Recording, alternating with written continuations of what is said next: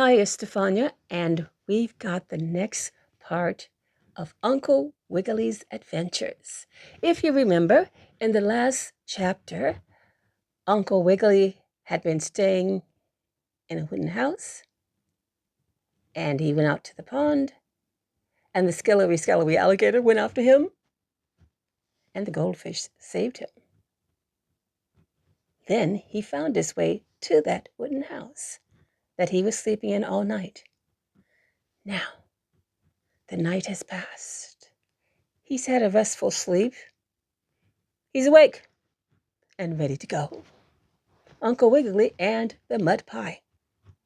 Uncle Wiggily slept very soundly that night in the little wooden house across on the other side of the brook, where the alligator tried to catch him, but didn't. And when he awakened in the morning, the rabbit traveler wondered what he was going to have for breakfast.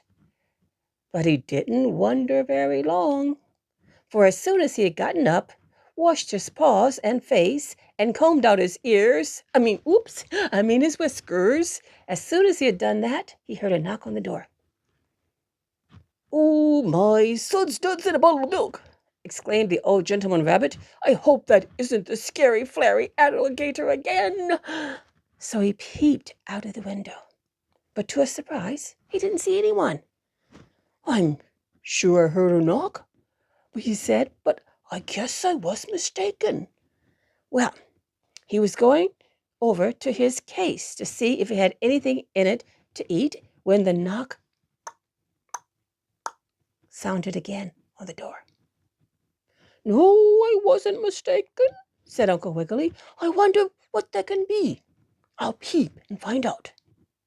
So he hid behind the window curtain and kept a close watch, and the first things he saw were some little stones flying through the air, and they hit against the front door with a rattly bang, and it was these stones that had made the sound that sounded like a knock. "Oh, it must be some bad boys after me," thought the poor old gentleman rabbit. "My, I do seem to be having a dreadful time seeking my fortune. There's always some kind of trouble." And then more stones came through the air and banged on the door, and this time Uncle Wiggily saw that they came from the stream. What's more, he saw the goldfish throwing the stones and pebbles out of the brook with his tail. Then the rabbit knew it was all right, for the goldfish was his friend, so he ran out. "Were you throwing stones at my house?" said Uncle Wiggily. "Yes," replied the fish. "It was the only way in which I could knock on your door. You see, I dare not leave the water, and I wanted you to know that I had some breakfast for you." And with that, the kind goldfish took a little basket made of watercress from off his left front fin and handed Uncle Wiggily the basket. Not his fin, for he needed that. "You'll find some cabbage salad with snorkery snickery ale grass dressing on it, some water lily cake, and some moss-covered eggs for your breakfast," said the fish, "and I wish you good luck on your travels today." "Thank you very much," said Uncle Wiggily, "and I am very much obliged to you for saving me from the alligator last night." "Pray do not mention it," spoke the fish most condescendingly. "I always like to help my friends." And with that, he swam away, and Uncle Wiggily ate his breakfast, and then taking his crutch and case, he set off on his travels again. He hopped on for some time, and finally he came to a place where there were some high, prickly bramble briar bushes. "I will rest here in their shade a bit," thought the old gentleman rabbit, "and then I will go on." So he sat down, and as the sun was quite warm, he fell asleep before he knew it. But he was suddenly awakened by a hissing sound, just like when steam comes out of a radiator on a frosty night. Then a voice cried, "Now I've got you." Uncle Wiggily looked up, and there was a big snake just going to grab him. But do you suppose the rabbit waited for the snake? Oh, not a bit. Not a bit of it.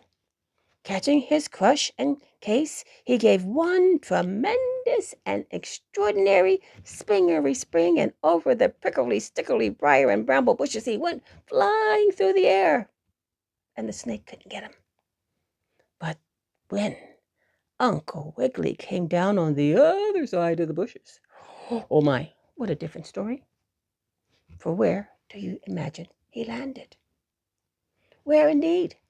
But right in the middle of a big mud pie that two little hedgehog boys were making there. Yes, sir, right in the middle of that squashery mud pie fell Uncle Wiggily. Oh, how the mud splashed up! It went all over the rabbit, and some of it got on the two little hedgehog boys. Well, they were as surprised as anything when they saw a nice old gentleman rabbit come down in the middle of the pie.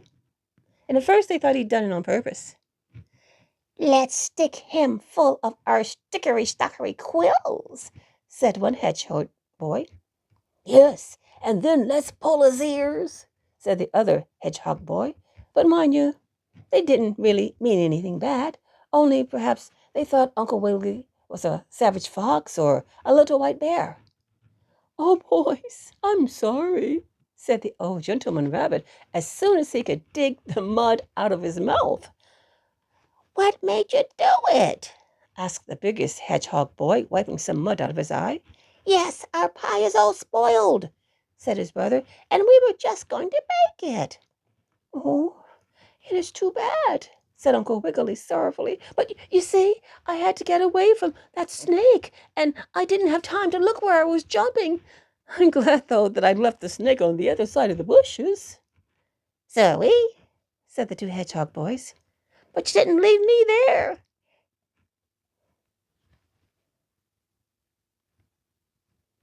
"But you didn't leave me there. I'm here," suddenly cried a voice, and out wiggled the snake again. He started to catch the rabbit, but those two brave hedgehog boys grabbed up a lot of mud and plastered it in that snake's eyes so he couldn't see, and he had to wiggle down to the pond to wash it, wash it out. Then Uncle Wiggily and the boys were safe, and he helped them make another mud pie with stones in for raisins, and he gave them some of his real cherry pie. And oh, how they liked it. Then they were all happy, and Uncle Wiggily stayed at the hedgehog's house until the next morning. Well, that's our story for today. Uncle Wiggily and the mud pie. He didn't exactly eat any mud pie. He didn't exactly make any mud pie. But he had a nice little mud bath, didn't he? By accident, purely by accident. But it still ended up okay. The hedgehog boys knew he didn't mean it. Now, just when we think Uncle Wiggily has seen and done it all, the next story? An elephant.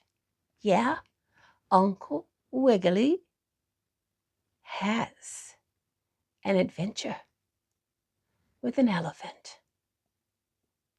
So we'll be back very soon with that story. And if you want to be sure that you don't miss that story, be sure to subscribe and hit that notification button, because if you do that, YouTube will let you know when that story is ready just for you. And that's it for today. But we also have, don't forget, we've got some riddles. 2 riddle quizzes. I wonder, will you be able to guess the answers? Have a look at the channel. You'll find them under riddles. That's it for now. Bye-bye. Take care. Be good. Bye.